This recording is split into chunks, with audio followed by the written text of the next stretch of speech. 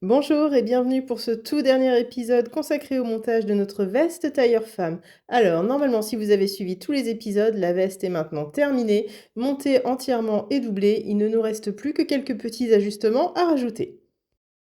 Dernière petite intervention à l'intérieur de la veste, c'est pour ça que je vous avais dit dans l'épisode précédent de ne pas fermer l'ouverture restante. Nous allons venir renforcer l'adhérence entre notre doublure et notre tissu. Donc on va venir mettre des petites pattes de façon à ce que la doublure reste bien en place quand vous enfilez la veste, sans partir et sans glisser à l'autre bout du tissu. Alors, le but, c'est bien évidemment d'avoir une attache souple à l'intérieur de notre veste. Donc, on ne veut pas créer de tension. Donc, on utilise soit une petite bande de tissu, soit une bride en fil. Mais effectivement, on ne va pas tendre le tissu, on va vraiment rester souple. Alors, on passe à l'intérieur de notre veste une dernière fois par l'ouverture. On repère notre couture à la fois sur la doublure et sur le tissu de façon à pouvoir rattacher les deux ensemble au même endroit. Donc voilà, là j'ai repéré la même couture à la fois sur la doublure et le tissu sous ma manche. Voilà. Maintenant, je sais que ma première petite bride, ma première petite patte va être attachée ici au niveau de cette couture. J'ai choisi de prendre des petites pattes en tissu, elles font à peu près 2-3 cm par 5-6 cm de long. Souvent je le fais avec des brides en fil en fait, je fais passer plusieurs fils et je fais des points tout autour de façon à créer une vraie petite bride invisible. Là le tissu était assez épais donc je peux utiliser des petites attaches en tissu et je vais venir utiliser mes valeurs de couture en fait pour venir coudre, voilà, mes petites attaches à l'opposé comme ça. Ça me laisse quelque chose de souple, mais c'est rattaché. Même chose sur la tête de manche, je repère ma couture en face à face, donc la tête de manche en tissu avec l'épaulette, la tête de manche en doublure à l'opposé. Pour le côté de la doublure, je vais pouvoir venir piquer dans la valeur de couture à la machine à coudre. Pour le côté tissu, étant donné qu'on a tout notre travail d'épaulette et de cigarette que je ne veux pas écraser, je vais préférer faire quelques points à la main pour venir fixer ma petite attache. Voilà, donc là je couds à la machine et à l'opposé. Sur ma valeur de couture, je vais venir faire quelques points à la main. Voilà, je fais attention de bien laisser ma cigarette à l'intérieur de la manche, à ne pas la prendre, et je viens faire quelques points pour fixer ma petite attache. Voilà, ma manche sera rattachée de façon souple. Je pourrai enfin passer sur le dessus de mon travail.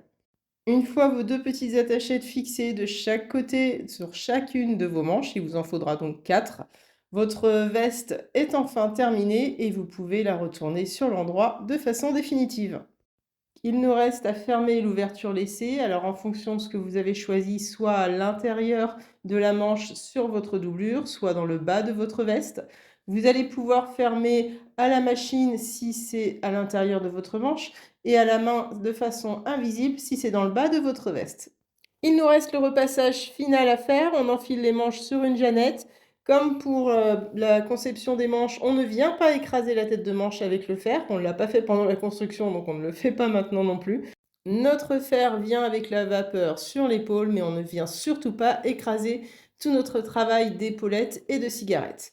Le repassage a été fait étape par étape, donc là ça va vraiment être un repassage final, mais normalement toutes vos parties sont déjà bien en place et placées au fer. D'où l'intérêt de prendre son temps de bien le faire étape par étape et de bien stocker sa veste entre les différentes étapes de montage, de ne pas la mettre en chiffon dans un coin en attendant de revenir dessus. C'est vraiment du temps gagné pour la fin. Là, vous voyez, mes plis sont déjà bien en place. J'ai juste à venir faire un petit repassage de finition. Il me restera, moi, à finir un petit point à la main dans mon ouverture du bas. Si votre ouverture laissée est dans le milieu de la manche en doublure, vous pouvez très bien la fermer à la machine. C'est au choix, ou à la main si vous voulez que ce soit vraiment invisible. Il n'y a aucun problème, tout est possible.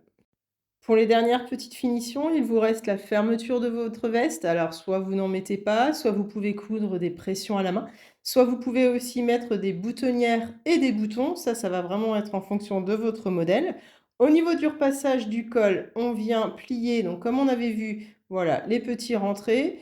On vient plier notre col sur la cassure. Et comme je vous l'ai déjà dit pendant le montage du col, on ne vient surtout pas repasser la ligne de cassure. On garde notre côté rond du tombé de colle et on n'aplatit pas cette ligne au fer surtout, elle reste naturellement posée ronde comme cela.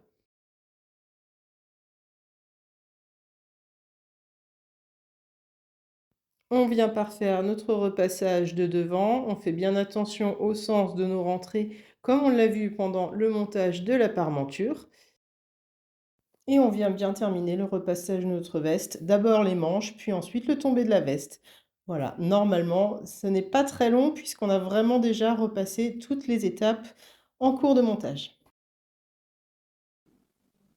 Si vous avez suivi les 9 épisodes de cette série, le montage de la veste tailleur femme n'a plus aucun secret pour vous. N'hésitez pas à m'écrire pour me donner votre avis, les choses à améliorer, à vous abonner pour suivre les prochains cours. On se retrouve très vite pour une prochaine série complète consacrée à un montage de vêtements entier.